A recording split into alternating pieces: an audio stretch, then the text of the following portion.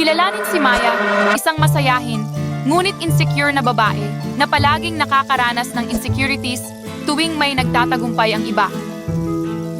Sa tuwing may nakakamit na tagumpay ang iba sa kapitbahayan, palaging hinahanap ni Maya ang paraan upang maliitin ang kanilang mga tagumpay. Isang araw, bumili ng bagong kotse ang kanyang kapitbahay na si Ginoong Cruz. Ang lahat sa kapitbahayan ay excited at bumabati sa kanya. Maliban kay Maya, lumapit si Maya kay Ginoong Cruz at sinabing, "Maganda ang kotse, pero hindi ba masyadong flashy para sa ating kapitbahayan?" Nalito si Ginoong Cruz pero nagpasalamat pa rin. Pagkatapos, chinismis ni Maya ang kotse ni Ginoong Cruz sa kanyang mga kaibigan. Sinasabing sayang lang ang pera at masyadong magarbo. Nagpalitan ng tingin ang kanyang mga kaibigan pero walang nagsalita. Isang linggo ang lumipas. Ang kaibigan ni Maya na si Maria ay na-promote sa trabaho.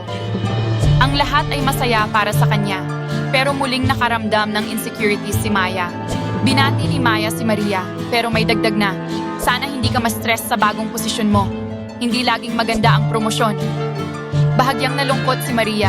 Kinagabihan, medyo nalungkot si Maria. Iniisip ang komento ni Maya. Iniisip niya kung dapat ba siyang maging masaya sa kanyang promosyon. Nararamdaman ni Maya ang kasiyahan. Iniisip na nailagay niya si Maria sa tamang lugar. Hindi niya napagtanto ang negatibong epekto ng kanyang mga salita. Isang araw, inianunsyo ng leader ng komunidad ang isang talent show event. Lahat ay excited na sumali at ipakita ang kanilang mga talento. Nagkibit-balikat si Maya sa ideya ng talent show. Iniisip na sayang lang ito ng oras. Sinabi niya sa kanyang mga kaibigan na hindi sulit na sumali. Sa kabila ng attitude ni Maya, nagsimulang maghanda ang kanyang mga kapitbahay para sa talent show.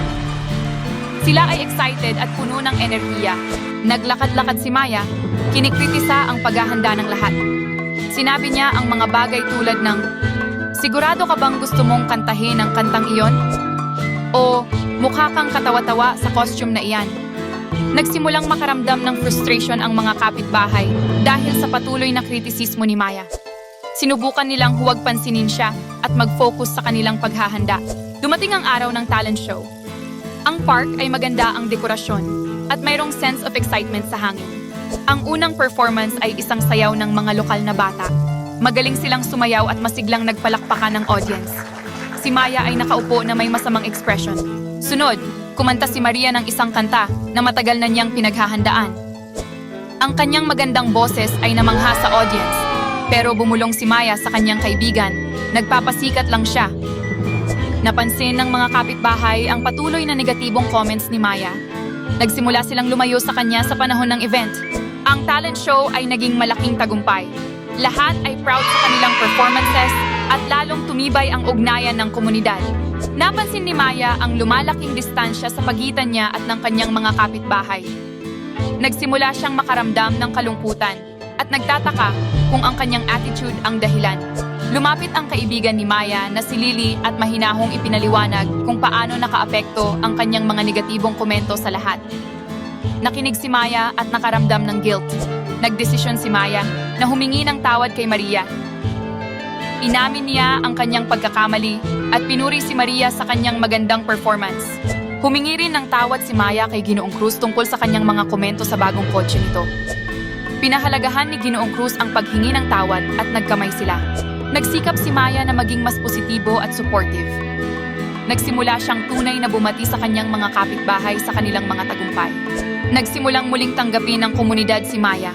Pinapahalagahan ang kanyang pagsisikap na magbago.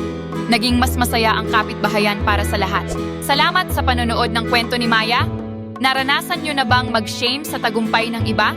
Ibahagi ang inyong mga kwento sa comments sa ibaba at huwag kalimutang mag-like, share, at subscribe para sa mas marami pang nakakaantig at inspiradong animated na kwento.